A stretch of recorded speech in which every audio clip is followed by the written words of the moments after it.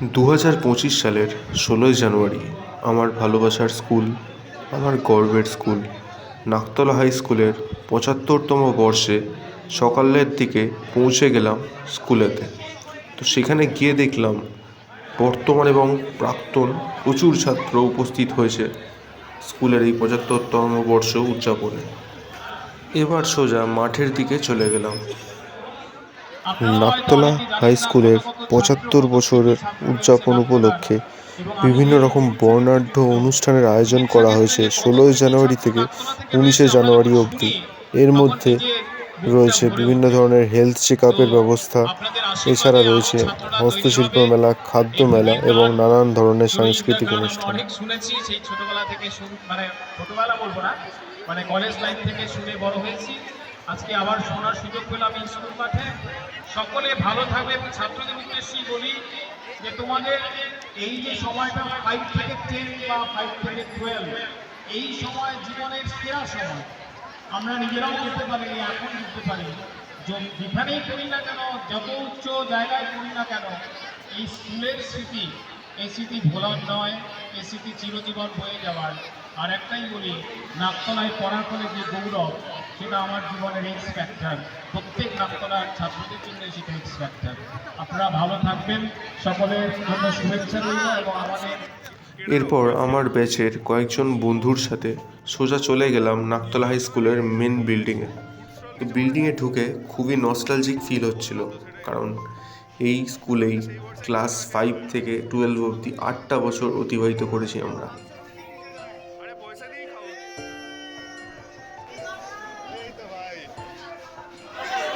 আজ স্কুল ছাড়ার পর প্রায় 10 বছর হয়ে গেল। যত ক্লাসরুমের দিকে এগোচ্ছি মনে হচ্ছে এই তো সেদিনই ক্লাস করে গেলাম, স্কুল থেকে বাড়ি ফিরলাম সাইকেলে করে।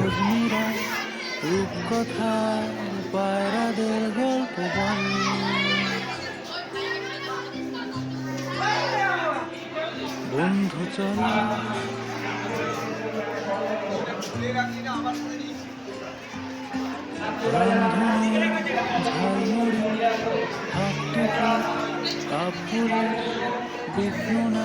এটা হচ্ছে আশিসের সম্পত্তি, এটা আশিসের গোপন ঘর। এর মেন কম্পিউটারে কি কি দিই আমি তো জানিস না। একটু চেঞ্জ হয়েছে মনে হচ্ছে নাকি? একটু তো চেঞ্জ হবে। এই ফয়েলগুলো যখন স্কুলে পড়তাম, ছোট ছিলাম, তখন বারবার মনে হতো কবে তাড়াতাড়ি বড় হয়ে যাব, কলেজ যেতে শুরু করব। কিন্তু আজ উপলব্ধি করতে পারি যে স্কুলের ওই দিনগুলোই জীবনের সব থেকে সুন্দর স্মৃতিময় দিন ছিল, যেগুলো আর কোনোদিন ফিরে আসবে না, শুধু স্মৃতি হয়েই থেকে যাবে। কোন ক্লাসে পড়িস? 8B। তোর পাশে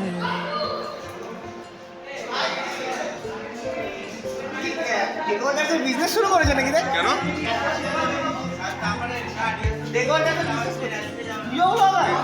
লগন নাই করে রাখছি একটা মেমোরিজ থেকে। ভালো লাগে। এই হচ্ছে আমাদের হলঘর।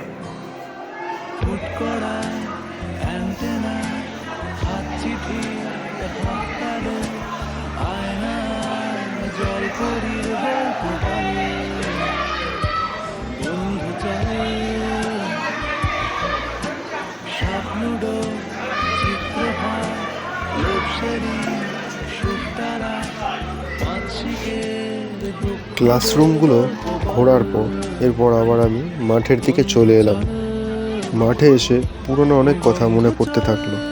সেই টিফিনের সময় বন্ধুদের সাথে ক্রিকেট, ফুটবল খেলা, এছাড়া ইন্টার ক্লাস টুর্নামেন্টে কমার্সকে হারানো, এছাড়াও প্রচুর স্মৃতি, বন্ধুদের সাথে আড্ডা দেওয়া পাঁচিলে বসে।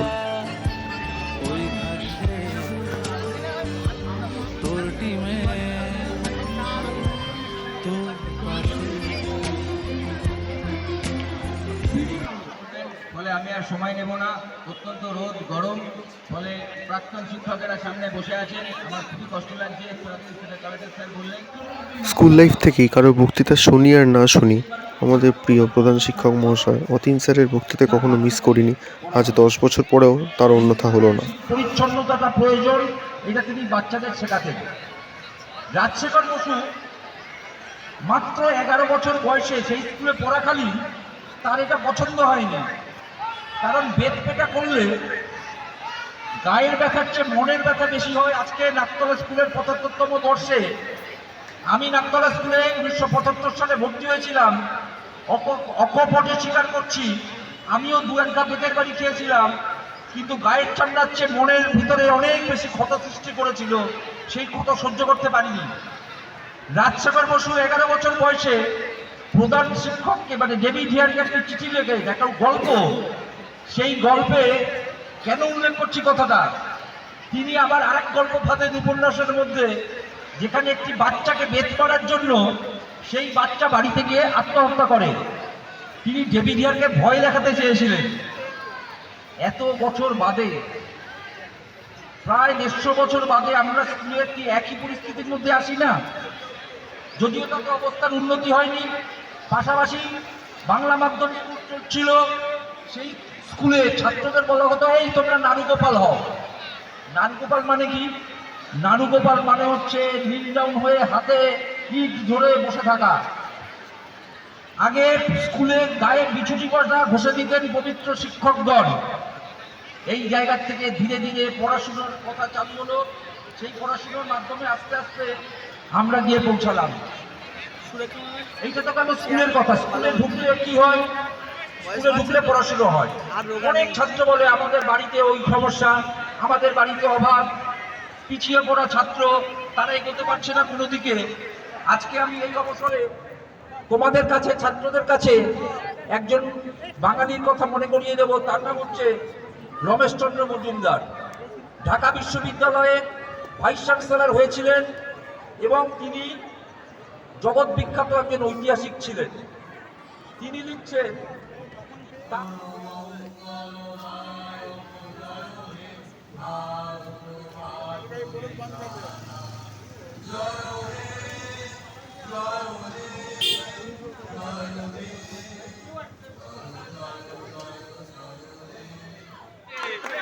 প্রত্যেক স্যারের বক্তৃতা শেষে আমাদের স্কুলে হস্তশিল্প মেলার উদ্বোধন হলো।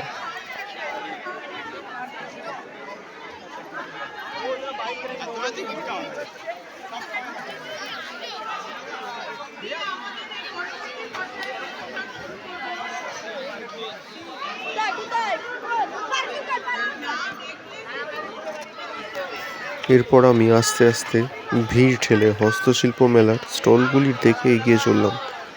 বর্তমান স্টুডেন্ট এবং তাদের অভিভাবকরা মিলে প্রচুর ভিড় জমিয়ে ফেলেছিল জায়গাটিতে। এটা দেখেও খুব ভালো লাগছিল যে আমাদের স্কুলে এরকম হস্তশিল্প মেলা অনুষ্ঠিত হচ্ছে। এই মেলাগুলির স্টলের দায়িত্ব ছিল মেনলি এখনকার বর্তমান ছাত্ররা এবং তাদের বাড়ির লোকজনেরা। বেশ নানা রকম কারুকার্য করা জিনিস বিক্রি হচ্ছিল স্টলগুলিতে।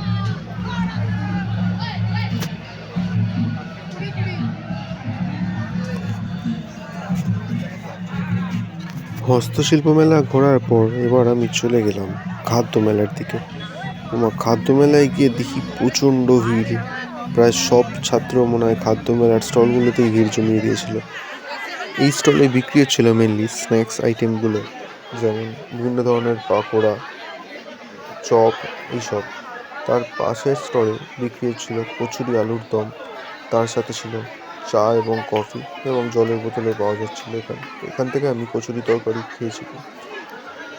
এরপর তার পাশের স্টলে প্রচণ্ড ভিড় ছিল, তাও আস্তে আস্তে এগিয়ে গিয়ে দেখলাম এখানে পাওয়া যাচ্ছিল ফ্রাইড রাইস এবং চিলি চিকেন কম্বো, যার প্রাইস ছিল 50 টাকা করে। এরপর আবার আস্তে আস্তে পাশের স্টলের দিকে এগিয়ে যেতে থাকলাম।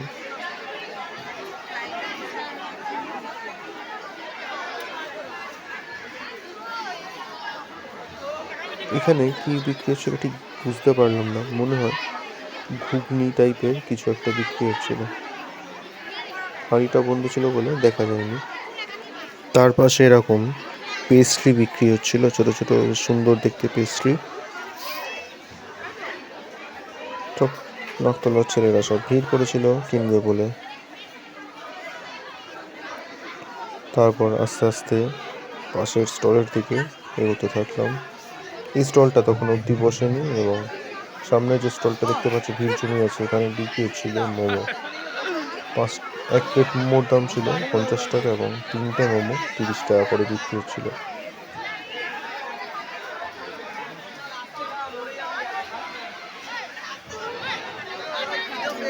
হ্যাঁ, আমি তো 4টে লুচি খেলাম বাইরে দিয়ে, ওই বাইরে যেটা।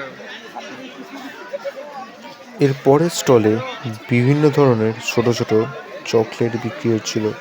এই স্টলে বেশ ভিড় ছিল।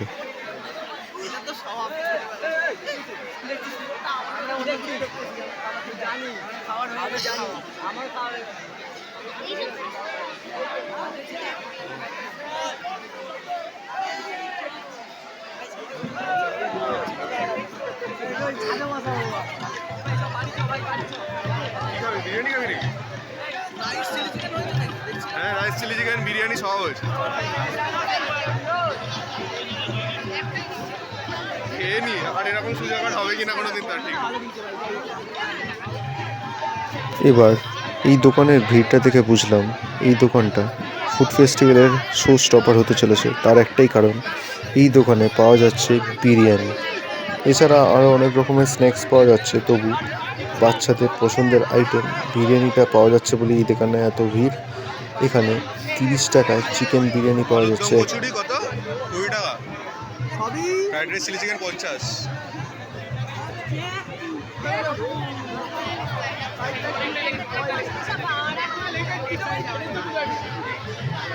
আমাদের ফুড ফেস্টিভ্যাল হারবে না এবার। আরে বাবা, হ্যাঁ সে তো।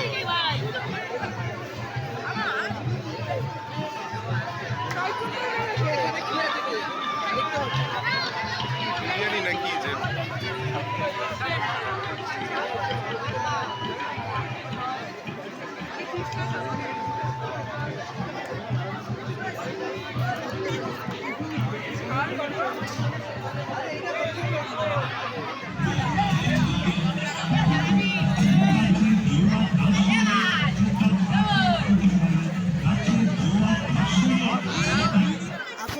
অনুষ্ঠান দেখতে দেখতে 3টে কচুরি আর আলুর দম কিনে খেয়ে ফেললাম।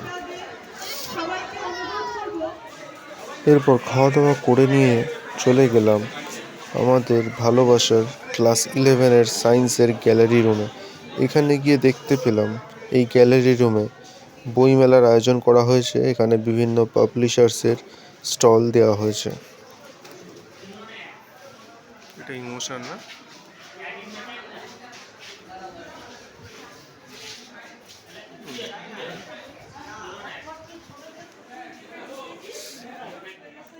এরপরে স্কুলকে বিদায় জানিয়ে আজকের মতো বাড়ির দিকে রওনা হলাম।